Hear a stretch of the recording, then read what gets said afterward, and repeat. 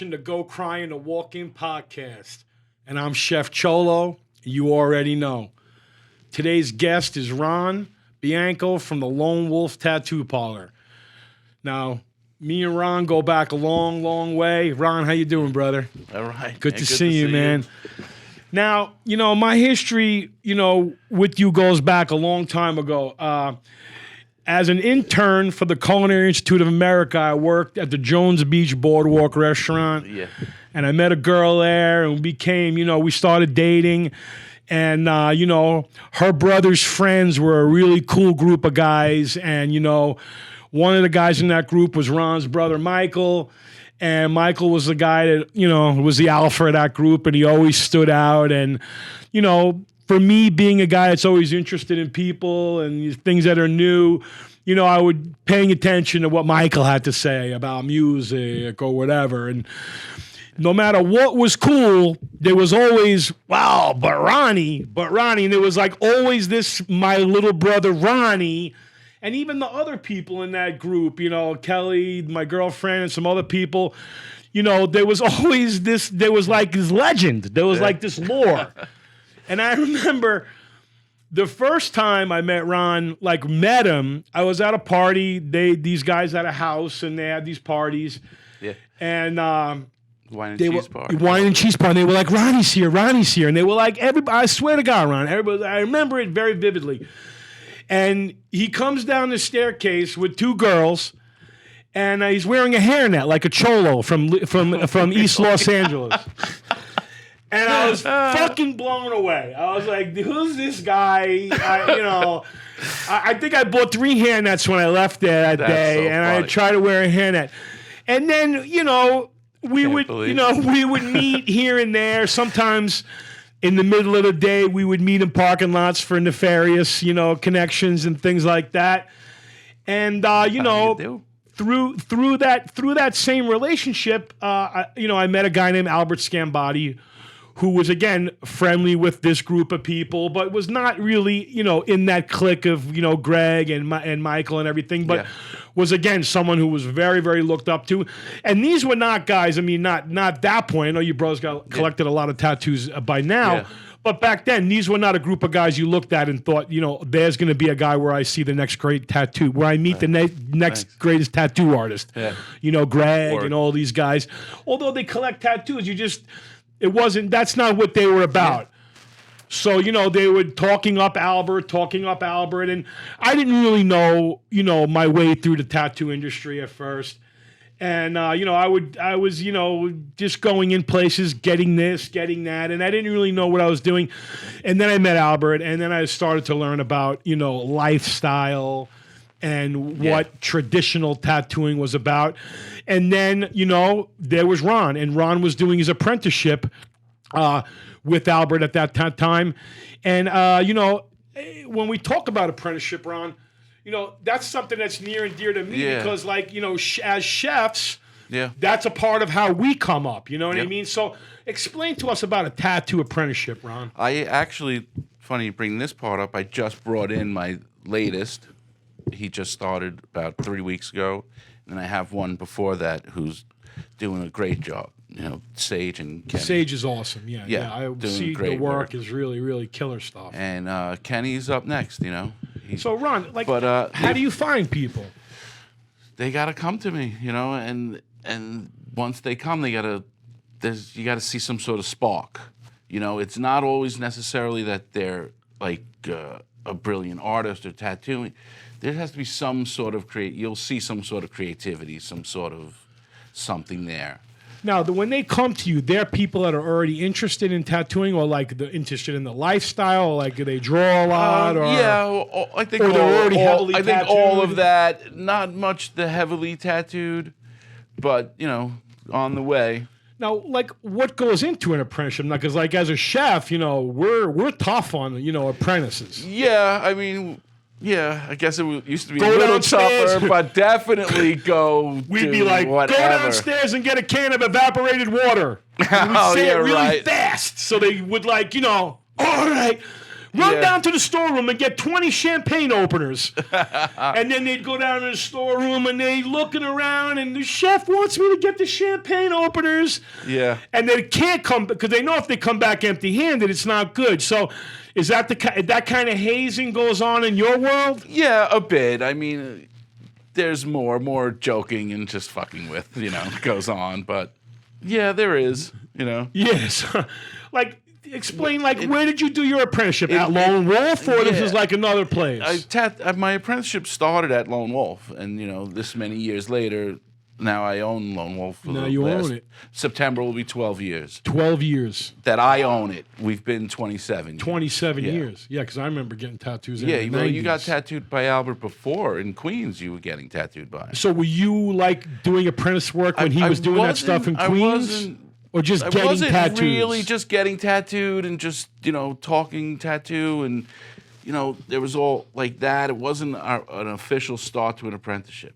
Then he moved to Florida, came back from Florida about 4 or so years later and wanted to open his own shop and said, here's the time, man. I need help building the shop. Right. I can't pay you, but I could teach you how to tattoo. You guys built that shop on your own, yourselves. We didn't know what the fuck we were doing. I mean, I was working as a carpenter's helper then, so I had, basic. You could do things, right? Yeah, but, I mean, we just got to work. We started in the front. Of the shop. Albert started working in that front room, and then me, his father, and everyone else started working behind him. So he was doing tattoos, and you were still building. We were still building shit. Right. Guys were getting drills. But people were getting tattooed. And I was liking that. That was a cool vibe. Yeah, I mean, it was awesome at the time. It wasn't what it is today. We were maybe like the 7th or 8th tattoo shop on Long Island at the time. Now, that's a good point. Now, again, I'm 55, and when I graduated high school and got my first tattoo, I think maybe there was 4 tattoo parlors that I knew of. You know what I mean? Yeah. And 2 of them you wouldn't walk through the door. And 2 of them I was very scared to go in. Yeah. But it turns out, and that's so funny you say that because, and again, I think you would call yourself a traditional tattooer, right, Ron?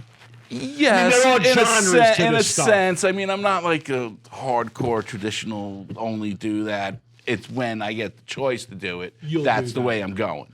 I mean, you're a businessman. You'll do a tattoo. I'm in the trenches tattooer. Someone comes in and wants the little leaves and stuff. I'm on it. So some guys may say, "I'm only going to do one style." Exactly. Yes, and that's it. If you don't, you got to go this guy. Now, what does it mean by traditional tattooing, Ron? What is that? What is that like?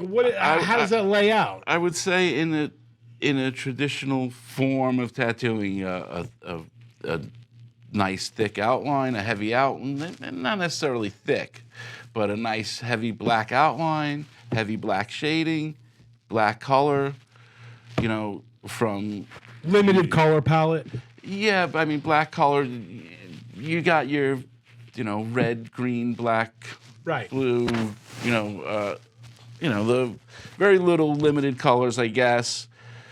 Everything's a little more solid, but also you should be able to see it from 20 feet away and 20 years from now. 20, that's the thing. 20, and you got to be able to tell what it is from across the street. Yeah, being a guy that has visible tattoos on his arms, I'm always, the guy that someone would go to and say, hey, chef, I want to get a tattoo. I want to do this. I want to do that. And usually by the time somebody has that in their mind to start talking about it, they've got things that they're looking at, and they'll show me a thing and they'll show me a picture. And, young people nowadays, they want to get tattoos that, in my mind, aren't going to look good in 10 years. Maybe not even look good next year. You know what I mean? So I'll try and say, hey, look at this picture and then look at that picture. And then, you could tell the guy's in the shop still. He just got the thing done. And, see if, when you go see the guy, see if he's got some pictures of guys from last year. You know what I mean? And then you'll know if he's right for you. I look at it, the traditional... I just threw my mic on the floor. The traditionals, like the technique of it, you can do any type of tattoo. I mean, I've seen portraits done in like an outline, a black, and your colors. It doesn't... You don't have to limit the colors, really. It's just sort of how it's done.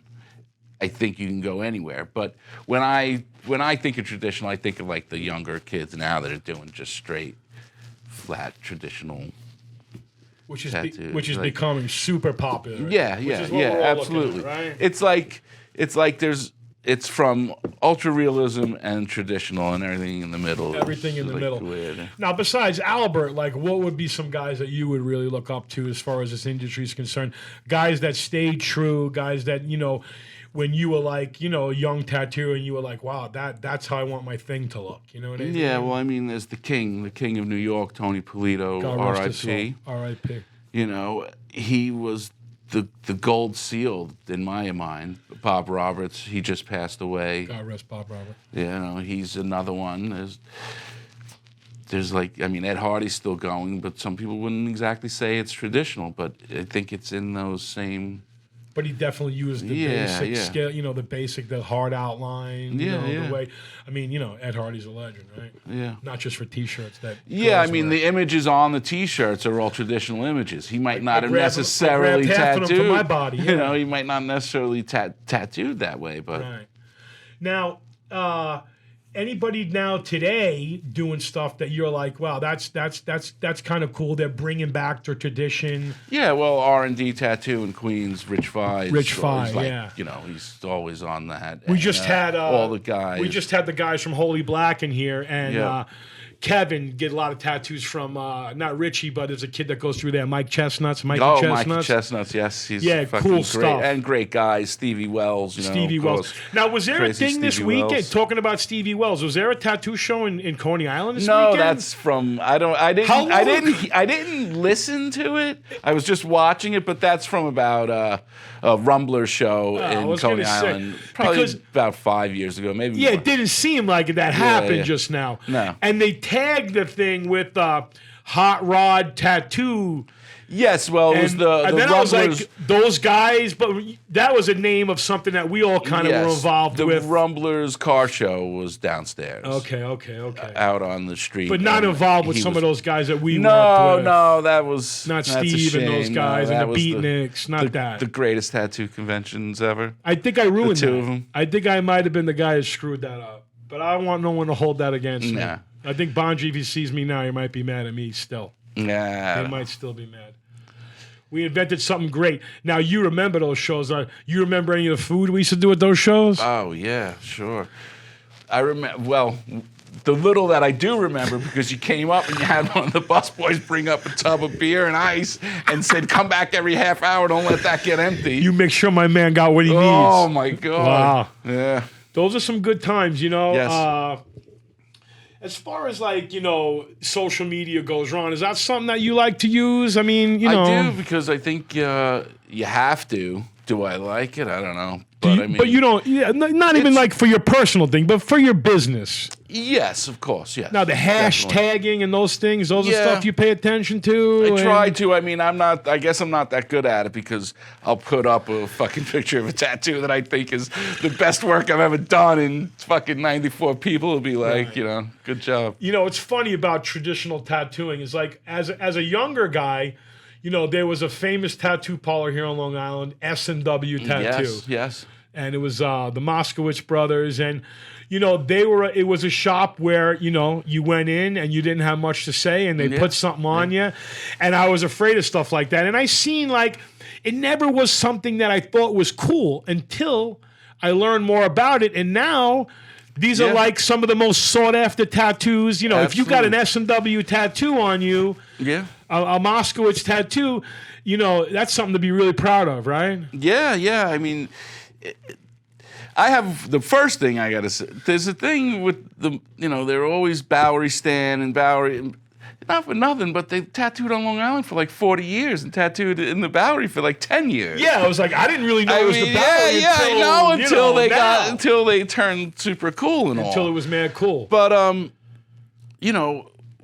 They did it when it was hard, when it was illegal, in the city. When it was illegal. They split, Now they also have a tattoo supply company too. They had that, yeah. Right. They had that going.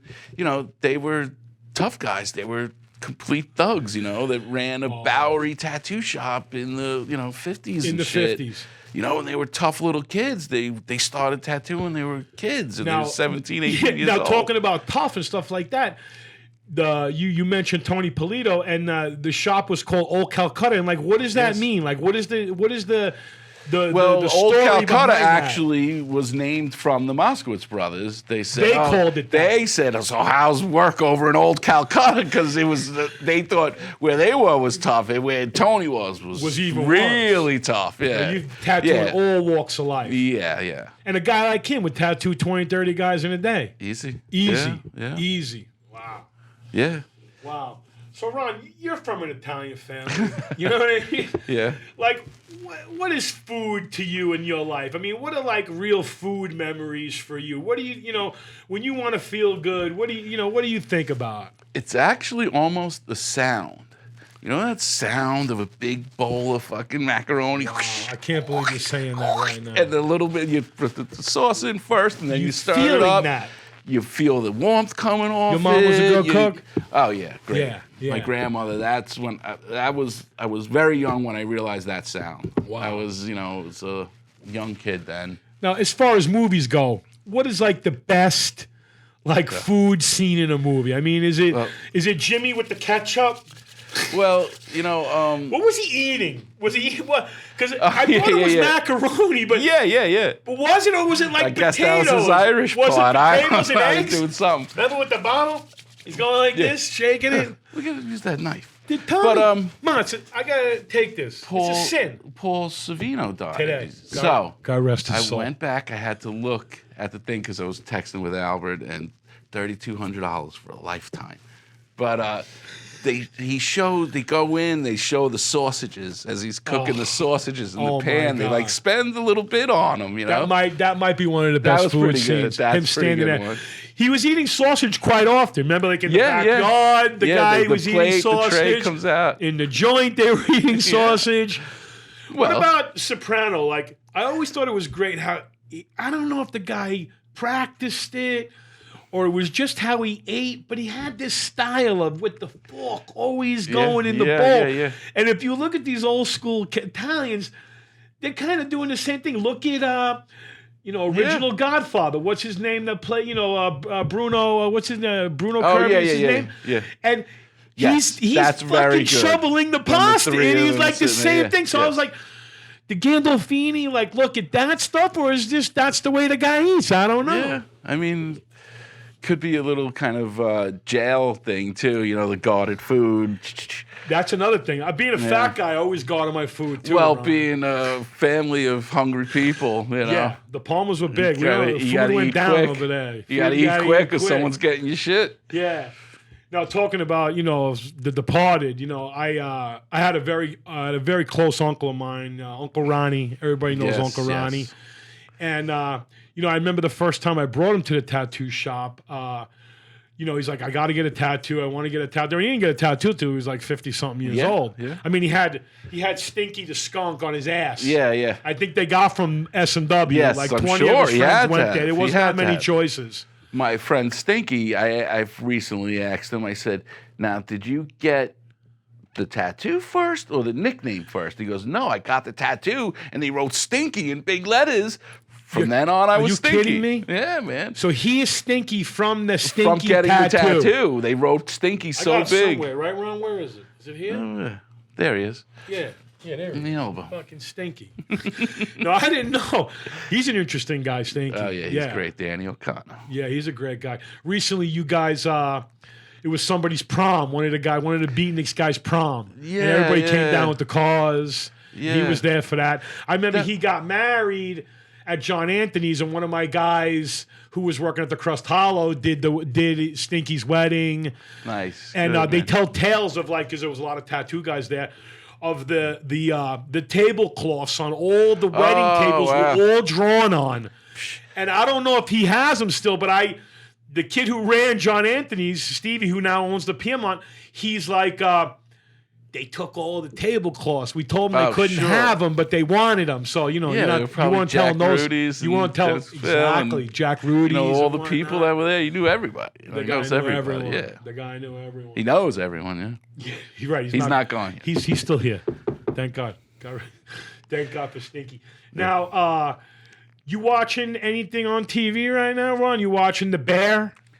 You got Hulu? Nah. Oh, I heard something yesterday of it. No, I didn't. No. You got Hulu? I do. Yeah. You don't watch TV, Ron. You got two younger kids. You don't got It's a lot of not time even for that. TV. You know what it is, man?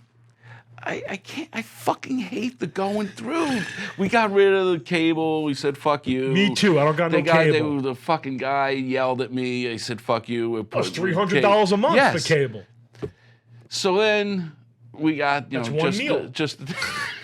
So we just that's a Friday night. It's Friday night. So we just got the thing, the streaming shit. Now you got to go through everything and You sound like my mother-in-law. And She's got I fall Alzheimer's. I asleep. can't get her to watch TV. I fall asleep before I get to it. Well, let me tell you something. When you got a minute, you got to check out this Bear. Now, me and you both have a similar opinion on Yeah.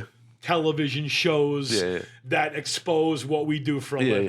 yeah. Okay. I know we're not even going to bring up the Ink shows because Ron may throw up on the table right now. Oh yeah, I think it did watch a little of it. Just The Bear. Yes.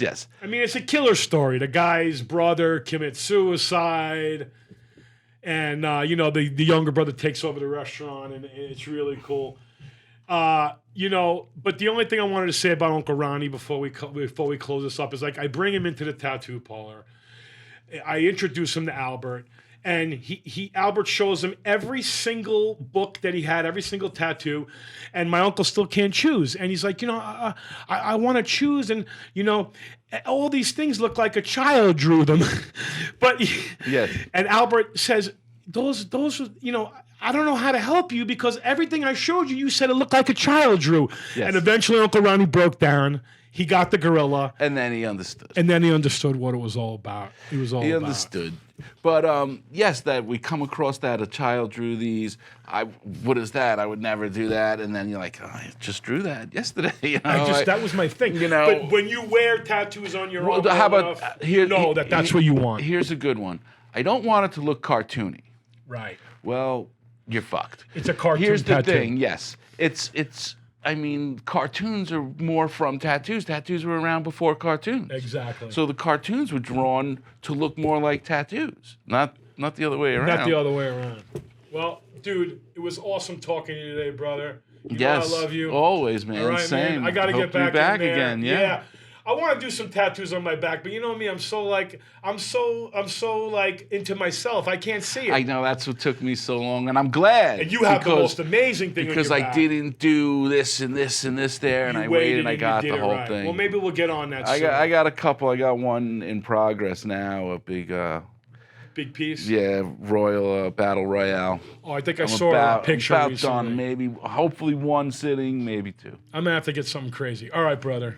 Love you, Be Chris. good, man. Yes. Love you, man. Thank you. All right. This is Chef Cholo from the Go Crying to Walk In podcast, and you already know.